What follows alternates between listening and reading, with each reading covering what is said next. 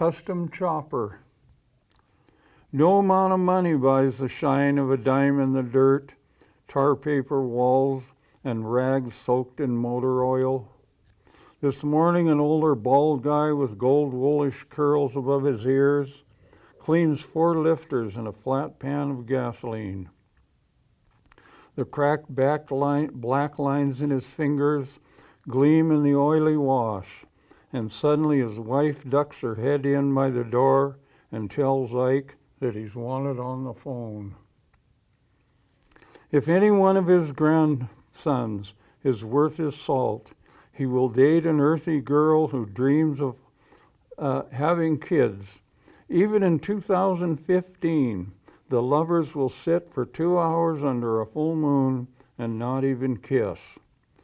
Then one night, in the heat of passion, the boy will pop her bra loose with his left hip banging the steering wheel. Years later, he will rise at dawn, pull on his coveralls in a filthy garage, and pour steaming coffee from a green thermos. He will muscle with plugs, wires, exhaust pipes, bolts, clamps, and hoses. He will lift the engine lid and tinker with the cylinders of an '89 Chevy pickup. Imagine a workbench covered with rusted pipe, 4 socket wrenches, washers, nuts, channel locks, and a big rubber hammer.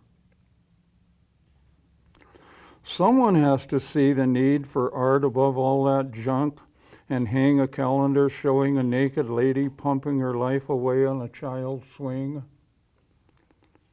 Even in the new world of computers and cell phones, someone has to lie with his back on a flat dolly and roll around on little wheels to muscle the bolts loose from the transmission housing. Someone has to leave the bathroom sink looking like he strangled a pig with the black oil streaming from her mouth and nose. Imagine sponging the crud free and power washing a beautiful new chopper, then wheeling away with the chrome gleaming bright as mica down the sunny road. I have to tell you something. All right. Yeah. Welcome to another edition of Poets in Montana. You've just heard Patrick Todd read, what was it, Patrick? Custom chopper. Custom chopper, a mechanic who builds his own motorcycle, one of those with a big saddle down low, the handlebars up like this, and like an Easy Rider. The old chopper. Yeah, choppers like I have to tell you a story. We got to stop this because I don't want to forget. I was working as a janitor on the 4th floor of the Sears building in San Francisco years ago, and I had one whole floor myself. I would sweep the whole thing with that red dust that you toss. Yeah. The floor was so big that it took me the first half of the shift to sweep it, and the second half of the shift to mop it. Yeah. I was the only one up there with the mannequins. Very strange. One morning, about 6 in the morning, I hear all this racket down there because nobody's out there at 6. And here's about 6 Hell's Angels all lined up in their choppers. And they came roaring down, taking both sides of the street. Just took over the street, you know. Right. Anyway, choppers, right, where the handlebars up like this. Right. Anyway, I don't need to meet them, but I love them. You know. And that poem was included in this book. Yes. Songs for Lennys Trumpet. Songs for Lennys Trumpet. And this is your last collection, right? This is my most recent collection. Most recent collection. What year was that? 2015? That 2013. 2013. And I have a brand new manuscript I'm going to read poems from. All right. That I'm just getting ready to send to publishers. Right. Yeah. Right. And I might add that before you get started with another poem or two, that that I know you did this. I mean, this idea of archiving poets in Montana, I just thought was a no-brainer, and it reminded me, one of the things it reminded me of was the program that you did for so many years on KUFM, your radio program. And I can hear the jazz tune playing right now, but remind me the name of the program? Let me think a minute now. What was it? Let's see, Montana. Oh God, I've forgotten the name. Well, me of it. too. But anyway, if you interviewed a lot of different poets, writers also. I did poets, novelists, nonfiction writers. Okay. And I had this little Buddhist nun on there a couple different times, Robina, and she was the editor of a Buddhist magazine. So I really worked hard to get a grand spectrum. One of my favorite readers was the guy Chadwick, who wrote for National Geographic for years. Doug Chadwick. Right? Yeah, Doug Chadwick. Right. And I remember him. He was just a terrific guy. Yeah. Is down to earth and just ordinary on some level, but just a hell of a writer. Yeah. And had been literally all over the planet. Right. Studying animals. Yeah. Yeah. Yeah, so that was in my mind also as a part of this would be a continuation of that project that you did for so many years.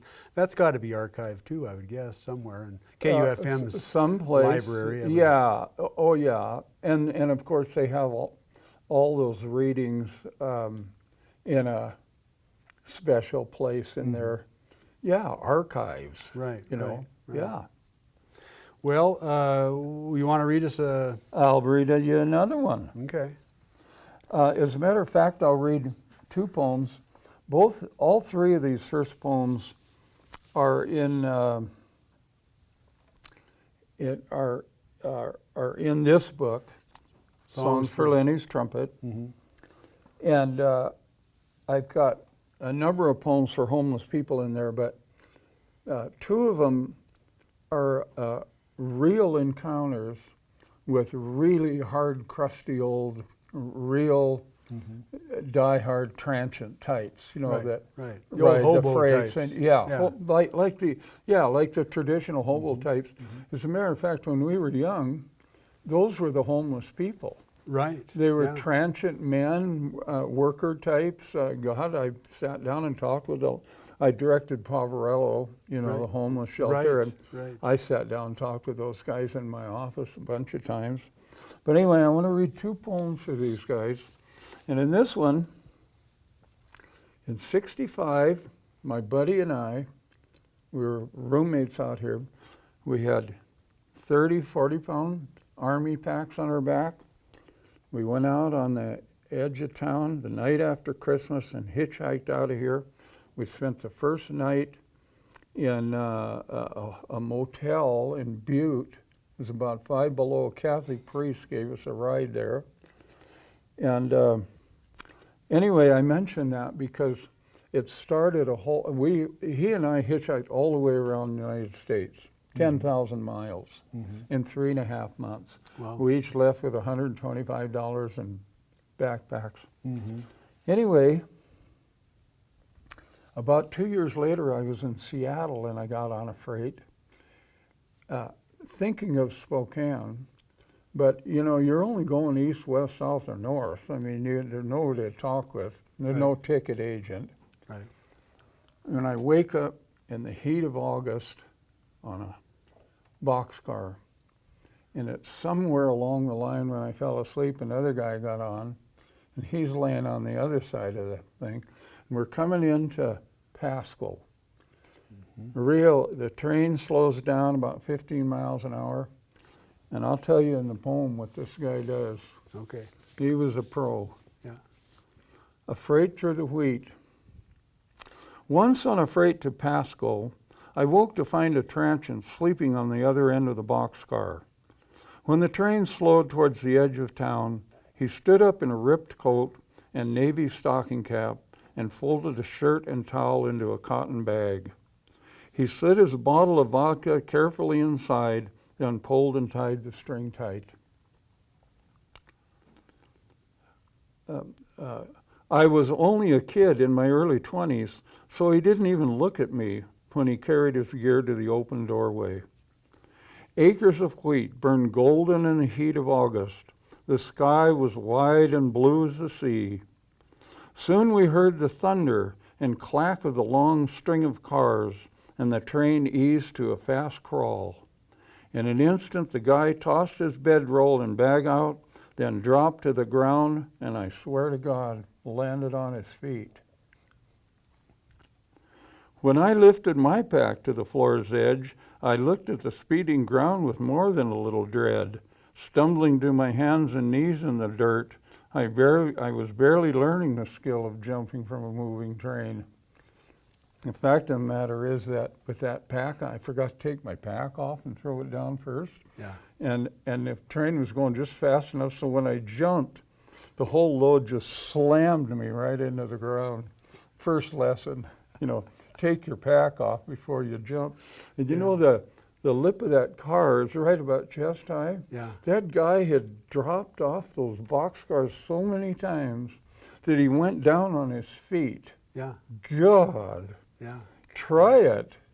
Well, yeah, my old man worked for the railroad. We was a trainman, and I lived in that little town, which was a railroad town, and so getting on and off trains was, those guys, of course, learned that early. They weren't necessarily jumping out of boxcars, but still getting Climbed on and off. Anything off moving, them. you've got to take that into account. You have to admire them because you're talking about thousands and thousands of pounds of weight, and your little body's like a little feather. Yeah. So if you don't know what you're doing, you can kill yourself. A lot of cinders you'll be picking. Yeah. So now I got to read about another guy, and this is a poem about a transient getting a break. He's been on the road forever, and boy, after directing Paul Varello for years, I spotted him right off, and I'm going up to get coffee, and he's standing in front of me, and he's laid his pack down with his bedroll by his feet. Mm-hmm. And he's just burned to a crisp from being out in the sun forever, There's something in my heart. I love those people. Yeah. And I worked with homeless people. I loved all of them, Yeah. Anyway, this is a homeless guy getting a break. Okay. Coffee at the Red Caboose. When a man sleeps all night behind the bushes in a city park or on the back seat of a parked car, when he waits like a dead soldier with his tray in the food line, and when he can lie down with 20 other people in the back pews of a church or crash with 100 men on cots at the mission, he can wolf down a half-eaten cheeseburger from the dumpster. He can sleep by a fence near the train station or shower with con men and gangsters in the county jail. Gray nappy hair around his ears and neck, army field coat, and brown boots beaten to pulp like bread dough. A man lays his blue stocking cap on his army blanket that is cinched tight with a leather belt. He waits for coffee in front of me at the window of the Red Caboose this fine spring morning. The sweet taste.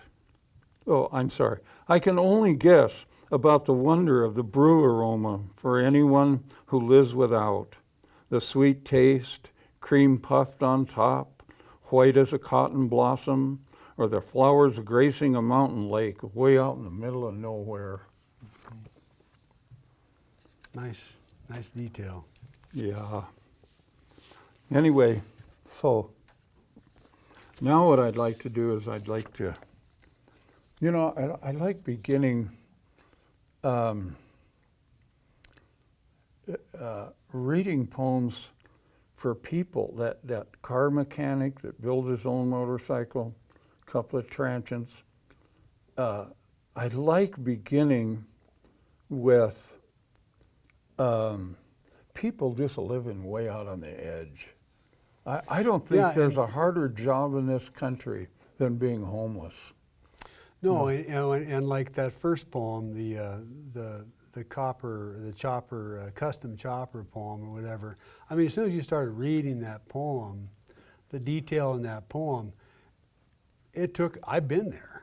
Yes. I mean, most of us our age grew up working on internal combustion motors and vehicles. Oh, yeah. And had our hands in gasoline, cleaning up parts and putting things apart, taking things apart and putting it back. So, I mean, I think a lot of us can relate to that kind of imagery. You know, a lot of it is just kind of old school working class people imagery, and a lot of them are not necessarily completely on the edge, but then plenty of them in these poems are. Yeah, I'm 6 years old in Great Falls. We're living in a housing project, and I'm like come home from school, and there's my old man laying spread eagle under the family car, Right. You know, taking down the transmission. Exactly. Yeah. Yeah, I mean that's. And all the dads in that neighborhood were all the same people. I just learned to love them totally before I learned there was another world.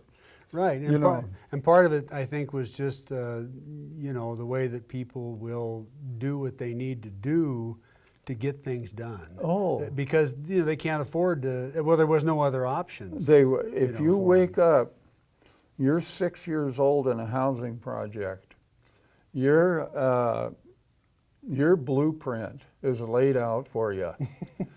My older brother and I were the only two guys in the whole early neighborhood that even went to college, let alone graduate. Right. Yeah. Two of us. Right. Out of a few hundred people. Right. None of them ever even thought they'd go to a university. Yeah. What do you think prompted that? I mean, why did that happen with you guys and maybe nobody partly else? it was because when we were young, my brother was drawing pictures when he was 5. Right. And he was really good at it. Right. And it got progressive. So that by the time in high school, he's already a half-famous artist, you know. Okay. So he'd had that acclaim basically when he was that young. Yeah, he was the best artist in the high school. Right. You know. Right. And that was a big deal because most of us came from working class families. So if you had any talent at all, that was a big deal. You were anything other than an athlete, you know. Yeah. And so I just kind of followed behind him. Yeah. Yeah. And he gave you permission, sort of, in a way. He did. He did it reluctantly. Yeah. You know, well, it was my middle brother between him and me that would beat the crap out of me now and then. And my oldest brother, the artist, he was happy to see it happen. He didn't have, he didn't have much use for me, you know. And I was the athlete in the family later, you know, and so to get the crap beat out of me now and then was a good lesson, you know. Anyway, so yeah, it's pretty much a miracle, and he ended up teaching out here at the university. Yeah, you're talking about years. James Todd. Jim. Yeah, Jim Todd. And I don't know if you saw it, but they blew up his wood engravings 4 by 6 feet. Down here in the alley. Unbelievable. Yeah, I did see incredible. that. Yeah. Well, anyway, there you have it. That's how we wobbled our way out of the, you know, the trenches of grunt workers into what, I don't know what. As I used to playfully refer to it, not so great falls. Oh God, listen. I worked at the smell. Listen, I got to tell you this. I was, my best buddy's dad was a general in the Army Reserve in Great Falls. Oh. And he said to us one day, "You guys are not want to go in the Army, and you can get drafted. So before you go to college, go into this 6 months program in the Army, in the Army Reserve." There you go. And we did that, you know. And anyway, when I came back, I didn't have any money, so I went to work at the smelter in Great Falls. 19 years old, a guy got his hand crushed in an accident, and I'm standing there. Right. So the guy says, "Okay, buddy." And I worked on a 1700 degree blast furnace with a big shield like this, Right. a leather apron, big leather gloves up like this. And I'm telling you, open up that door, 1700 degrees is so damn hot. Yeah. You just can't even believe it. Yeah. And it's that zinc at 1700 degrees turns a crispy kind of blue color. Huh. It almost looks like water. It's so hot, it looks like water. Huh. And there's these little orange tornadoes that are spinning on all the top of this zinc. Yeah.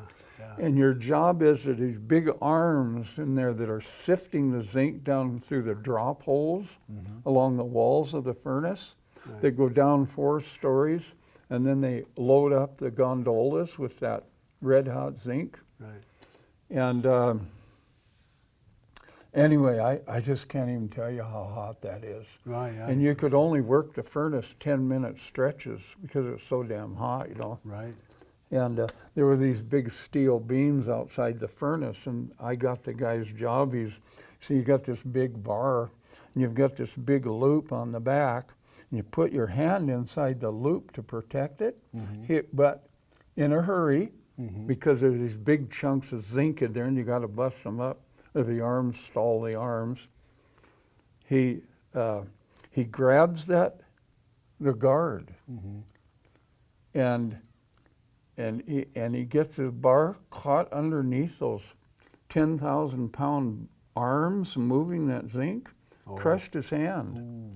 Yeah, he's probably got 4 or 5 kids at home, you know. Yeah. Anyway, that's how I got his I think job. you wrote a poem about that. I wrote 2 poems. I think As a I matter of remember. fact, one of them is in here, Stoking a zinc furnace. Yeah, exactly. I think I recall that from the Yeah. poem, that story. There's so many poems I'd like to read, and I'd like to read the whole book. Well, yeah, I But understand. we've got some bullshitting to do here. Yeah. You better read a poem. Yes. I'm going to read the 3 opening poems to my new manuscript. Does your manuscript have a title, the new manuscript? Yes, The Death of Anne Boleyn. The Death I'll just mention something about that poem. I've always read a lot of history for whatever reason. And I was reading about Henry VIII and his 5 wives, 2 of them which he had beheaded. Anyway, I'm reading this book about that right in the middle of my divorce. Holy God, I don't know how I did it, but I wrote the whole damn poem, 3 pages, in about an hour and a half. Just like that. But anyway, here's the opening poem to this book, Okay. The Death of Anne Boleyn, and it's called From Nottingham to London. And it's late 1800s, and that it basically describes that world. From Nottingham to London. This is the opening poem to the book. Gawain lifts a bow and splits the apple on Laura's head. 6 horses thunder through the woods like an explosion of warthogs chasing a deer, and a monk sets a goblet of wine next to a plate of cheese for each one of his guests. So what is the true meaning of gold candle flames above a table covered with linen? Silver dinnerware as opposed to a spoon made of wood.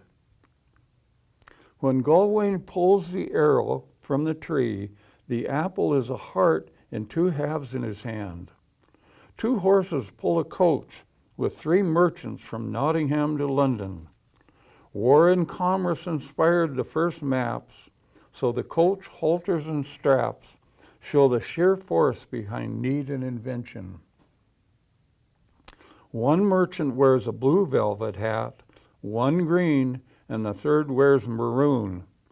Each with a long feather across the brim, the men are a testament to the power of bargaining with skill and cunning.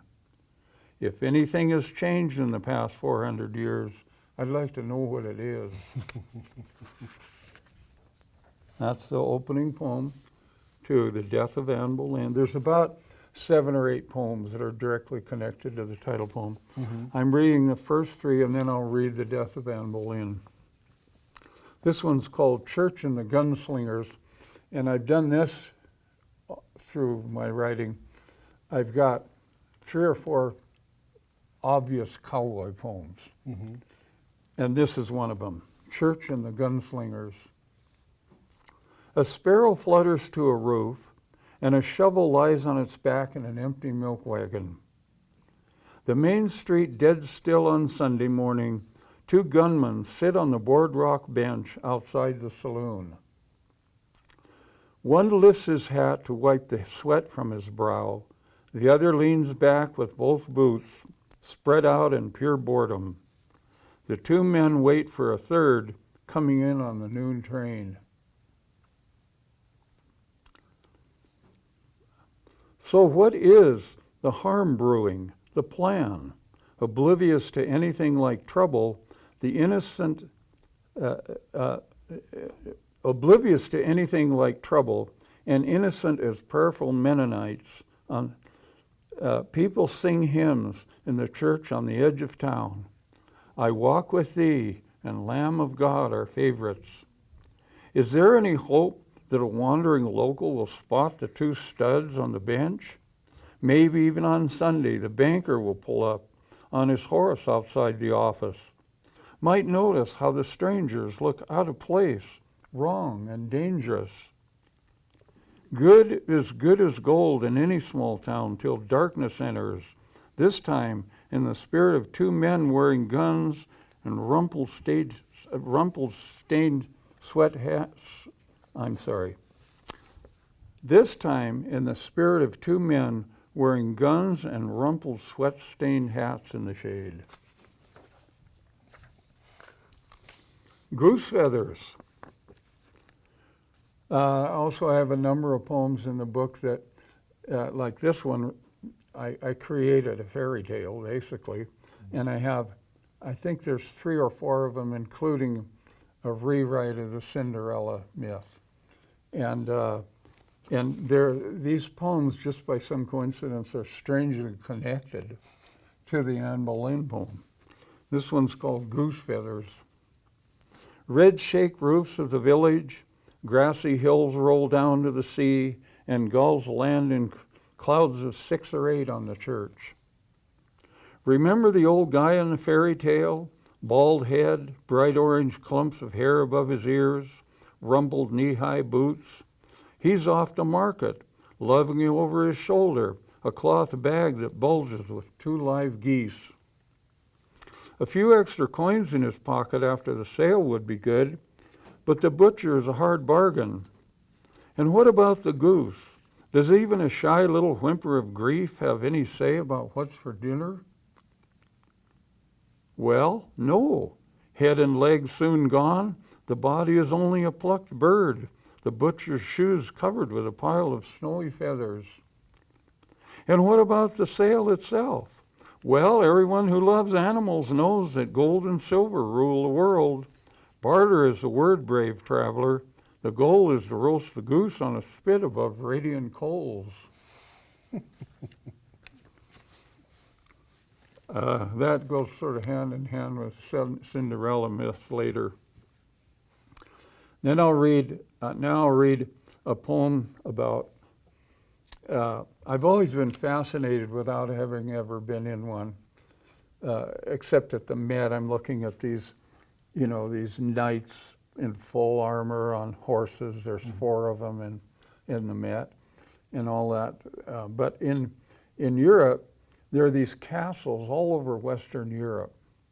And most of them are big tourist centers now. So people need to go in and fantasize about living in them, Middle Ages and then later in the Renaissance, and what it must have been like to be the big football knight with the pretty little maiden as your girlfriend or wife, Anyway, so this is Shomandelli Castle. It's a famous castle out in the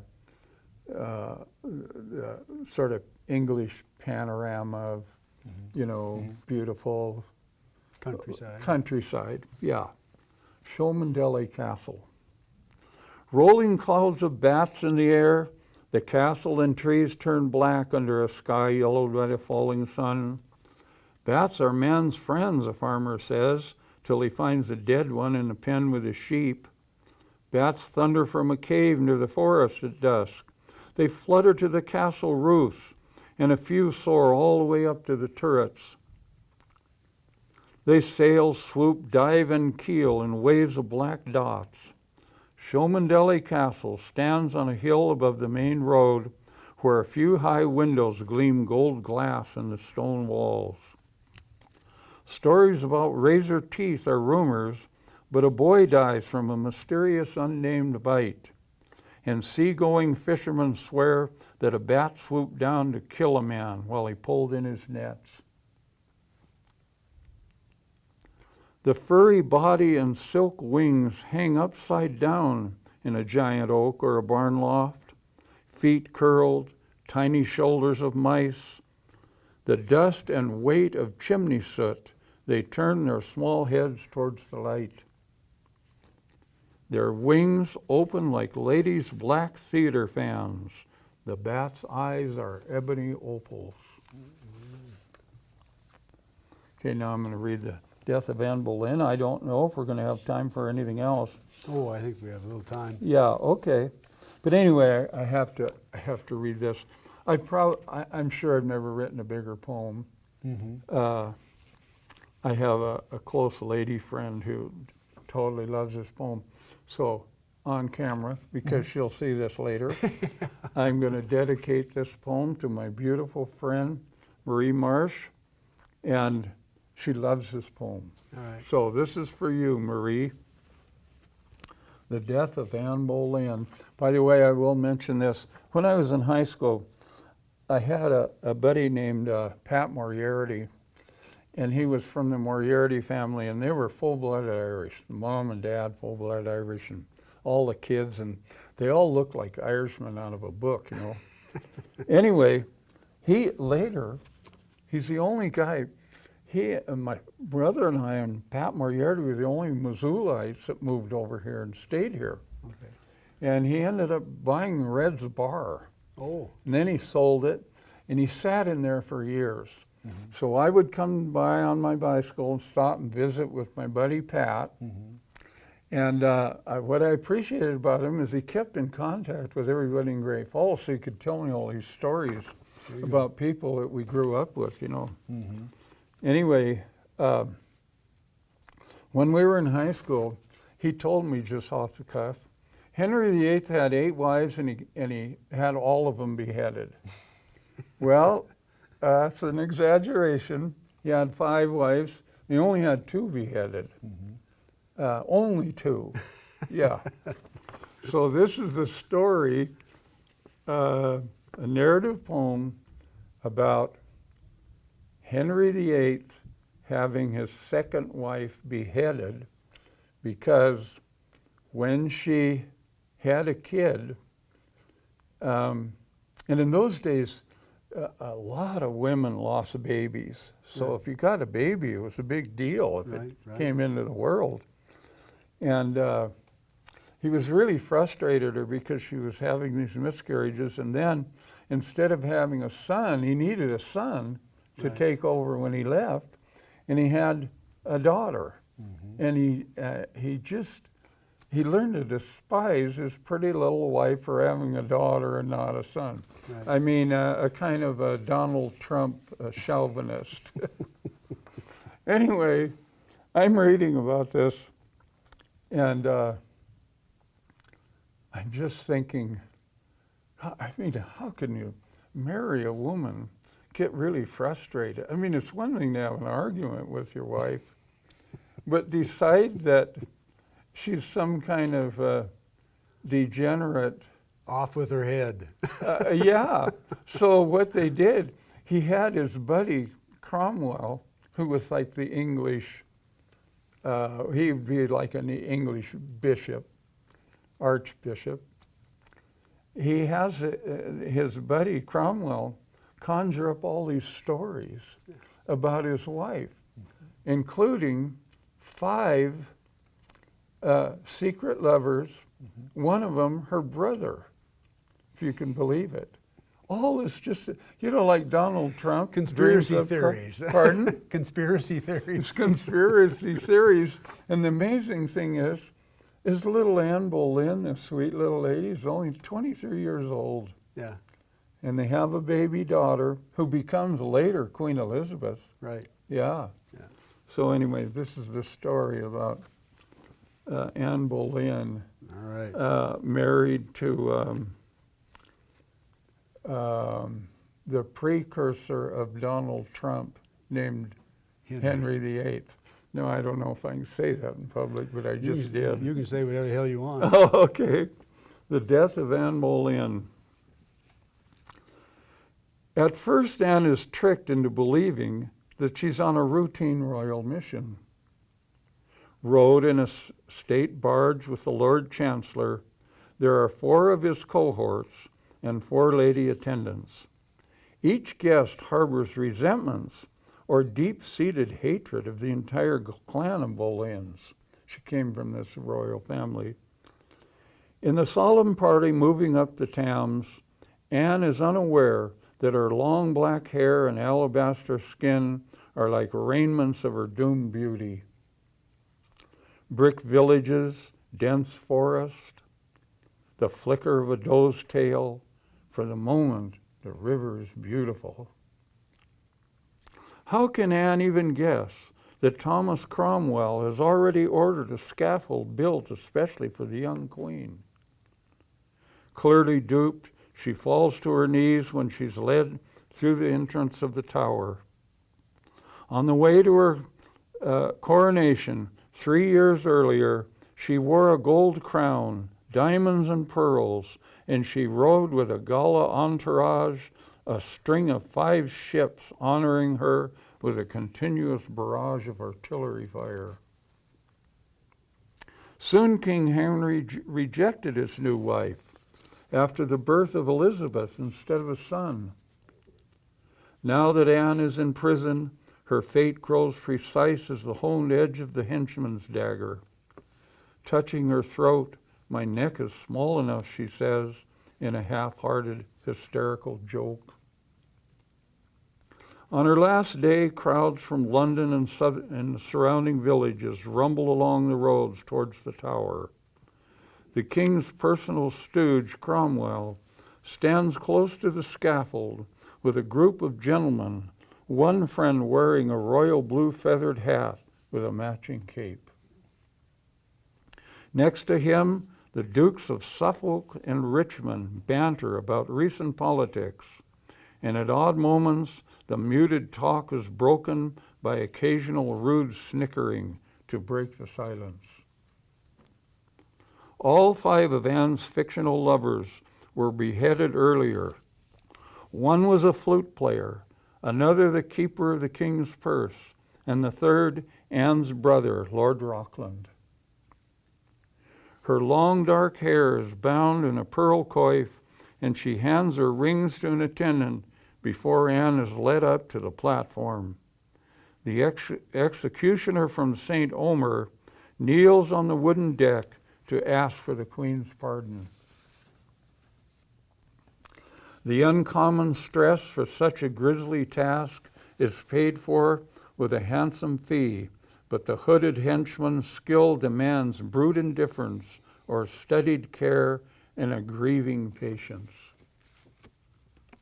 Anne kneels with a strange calm near the crowd, and she gazes into the pitiless faces, each one demeaned as a witness to an unspeakable act, not with an axe, but a broadsword. One of the attendants lifts the coif from the Queen's hair and binds her eyes with a white blind. Holding her head up, back and shoulders no bigger than a girl's, Anne leans slightly towards her henchman before she lays her head on the block. Swift and exact in his trade, he pulls the hidden sword from under a pile of straw. The blade swings through the white of Anne's neck splattering skin, blood, and bone across the linen spread out on the deck. Quickly, the axeman turns to the crowd, lifting the queen's head up by the hair. 3 attendants scurry up the steps, wrap the body and head in a sheet, then carry them down and lay them in a nearby coffin. Neither stunned or ashamed, the crowd moves away from the death, and in the background of rumbling and muffled rantings, there's a cry of a far-off baby. People grow accustomed to the barbarous nature of executions by 1563. The seediest viewers are entertained, and soon Cromwell's head will drop on the same scaffold. You know, it's interesting that when Trump turned on Mike Pence, it's exactly what Henry VIII did with his right-hand man when he, I'm not sure exactly what happened, except that after the beheading of Anne Boleyn, Henry VIII turns on Cromwell, his right-hand man, and has his head chopped off on the same scaffold. Boy, we think things are awful these days. Well, I mean, it's just a matter of throwing people under the bus one way or another. One way or another, yeah. But imagine it being so brutal that if you walked through these circles of these powerful people, you could get your head chopped off if you just made the wrong move. Yeah. You know, Henry VIII would turn on Mike Pence after he stepped out of line and have his head chopped off. Oh, yeah. Oh, my God. Yeah. It's not gotten better. I mean, if, you know. Well, I mean, human nature is still obviously human nature. I mean, we still see parallels in the same stories. We've come a little bit way. I mean, it was George Bush the first that said that we were kinder and gentler, and you know, to an extent we are. You know, obviously, you think back 50 or 100 years ago, and I just think things were, you know, a little bit harsher than maybe they are now. We've mellowed a little. Well, but still, you know, in our time, even if you have a lot of power, your biggest fear is that you could go to prison if you do something that's criminal. Mm-hmm. But in those days, you know, there's in that movie, I think it's Shakespeare. What was the name of that movie with Gwyneth Paltrow? Shakespeare in Love. Shakespeare in Love. Mm-hmm. The movie opens up with a guy who's stretched out over one of those half wheels. Right. And they've got him by the legs. I think it's by the shoulders and not the neck. And they're stretching his body. Yeah. And the thing is, he's just ripped off people in business. Yeah. But, you know, that would be the way to make you pay. Yeah. Hold you over a wheel and stretch your body another inch or two. Yeah. So that it's clear that you can't rip people off in business. Oh my God. Some harsh punishments. Oh. Back in the day. Anyway, I just think it was interesting that's how they opened the movie. Mm-hmm. Yeah. Yeah, I see a lot of parallels to history, that's for sure. Yeah. In today's world. You know, it's interesting, no matter when, you know, Frost said at one time, no generation or period is any worse or better than the other. It's always been, you know, pretty nasty, you know. And so I think most people, like you and me, we go through the world with our hands folded, never wanting to ever do the wrong thing, you know. And it's interesting, I worked, after I directed Poverello, I worked as a counselor for state prisoners, you know. Mm-hmm. And they really are a different breed of horse. I mean, those guys are, they're different. Yeah. They'll do things that you and I wouldn't dream of, you know. They're outlaws. They're outlaws. And it's just, I'll just have to tell you quickly a story about meeting with one. Each of us had 5 or 6 prisoners that had gotten out of prison, and we were walking them back into the mainstream culture. Mm-hmm. In order for them to leave the center, they had to have a job, they have an apartment or a house, and they had to have their trip together, you know, like Mm-hmm. they had to have shown us as caring, hardworking citizens that they were worthy to go out there. Mm-hmm. And anyway, I had one guy, I took him to an art show over at the university that my brother and a friend had put together, and he ran away that night. Mm-hmm. I don't know if it was because he got out and just that somehow inspired him, but he ended up leaving and hitchhiking to Seattle and got into all kinds of trouble and then hauled back to prison, you know. And anyway, I'm sort of drifting away from my... Well, no, I had similar encounters with people who'd spent time in jail, you know, who were out and were like worked with them and noticed that you know they just didn't want to play the game. They just didn't want to play by the rules. They didn't want to be slaves, you know. They didn't want to work for wages, you know. They could. I remember this one guy, and he did a really good job. He was like good help for like a day and a half, or maybe it was 2 days. And it was somewhere on that second or third day, and it was like he showed up and he started out, but he was getting a little testy.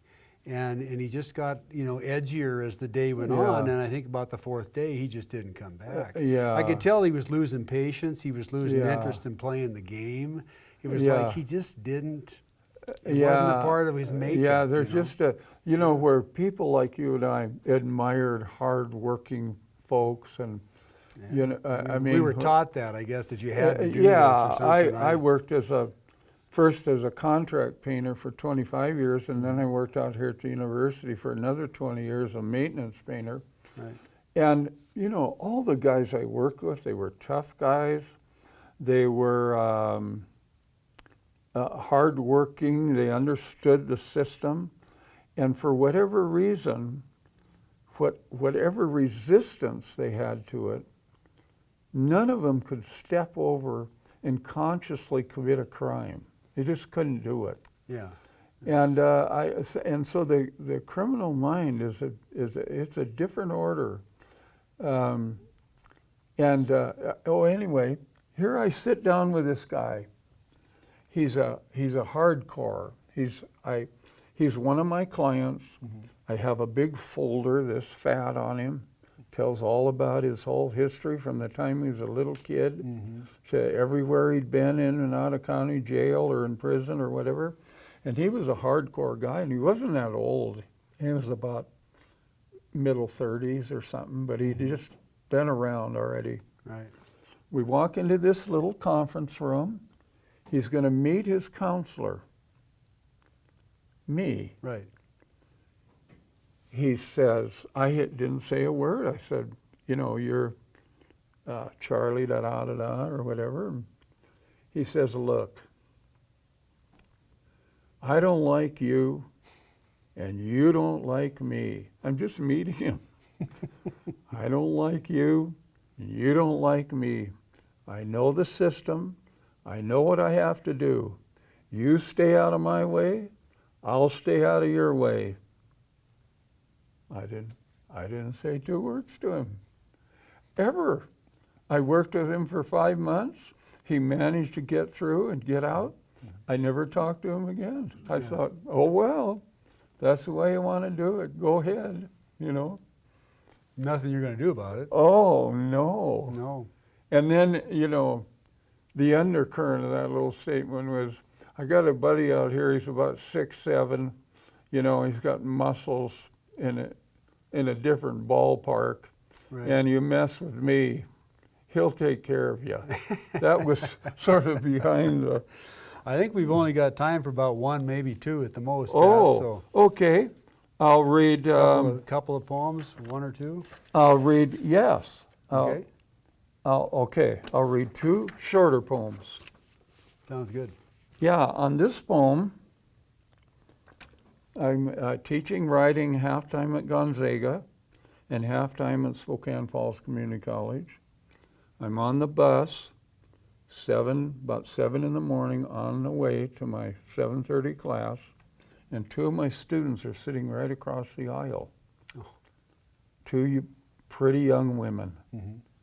The one woman works part-time as a receptionist in a mortuary. Mm. And this poem is just simply, word for word, what she tells her friend. Okay. Story on the bus. Because of my job, I have to go up and look at the bodies.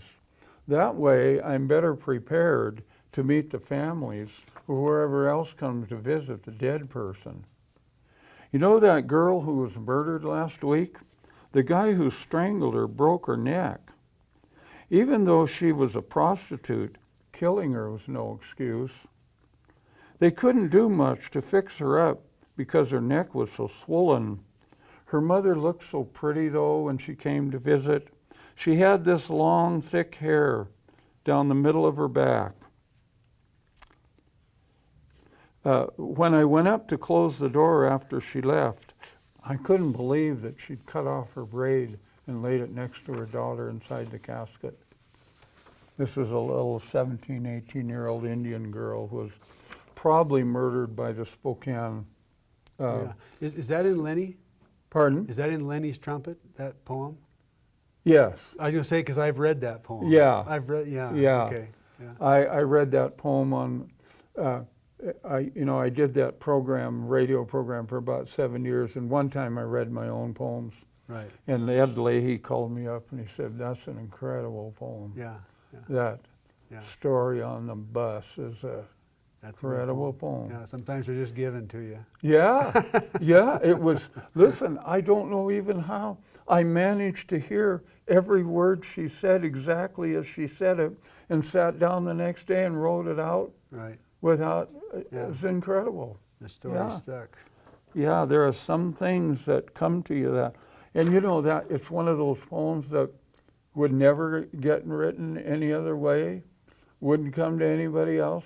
I believe this as artists. We all get blessed at moments where we do something no one else would ever do. And That's your job. Yeah, I just managed to hear what she said verbatim. Right. And this one is, it's a kind of a conglomeration of a whole bunch of stories that my clients would tell me about breaking into places and getting caught and all that sort of thing. And so this guy's telling a story in detail about burglarizing a house. Okay. This is called Inmates Story. I always wear gloves, he says. In one house, I found 2 beer cans light as paper on the coffee table. A Siamese cat slinked between dining chairs, and an axe by the wood insert was cold as a steel pipe. Everything told me that no one had been home in a couple of days, so I took about $40 in cash, then set the VCR and 3 pairs of skis next to the TV on the patio. Back inside, I noticed the cat's bowl was dry. Then I found 2 cookies hard as rocks on a plate by its bedroom lamp. There was cheap jewelry in a wooden box and perfume bottles in the dresser. Someone left 4 Playboys on a small blue chair. I was scared for a second when I found a handgun on a shelf inside the closet. I lifted the gun, and sure enough, it was loaded. Out the back door and through the hedge, I made 2 trips carrying the TV, VCR, and skis to the car. It's weird, but I was reminded that night, some people in ordinary houses are a lot spookier than me. Yeah, I've read that poem too. That's a good one. Yeah. Yeah, that loaded gun. All right. Well, thank you very much, Pat, for doing this. Yes. I'm glad we had this time to hear those poems, and look forward to the new Anne Boleyn. Yeah. What The is it Death again? of Anne The Boleyn. Death of Anne Boleyn. Yeah. All right. Yeah. Just getting ready to send it out to potential publishers, and with a little luck. With a little luck, Yeah. you'll find somebody. Yes. And I have friends and family that, I'm 80 now, so if I passed on before it got published, they would get her done. Yeah. Yeah. I bet. It'll get So done. I'm just happy at my age to have a brand new manuscript finished is a big deal. Exactly. Yeah, bet. I mean, You bet. Always. what have we been trying to do all this time? That's right. Keep doing her. Anyway, we probably got to go. Join us again next time for another episode of Poets in Montana. You've been listening to Patrick Todd. Thanks for joining us.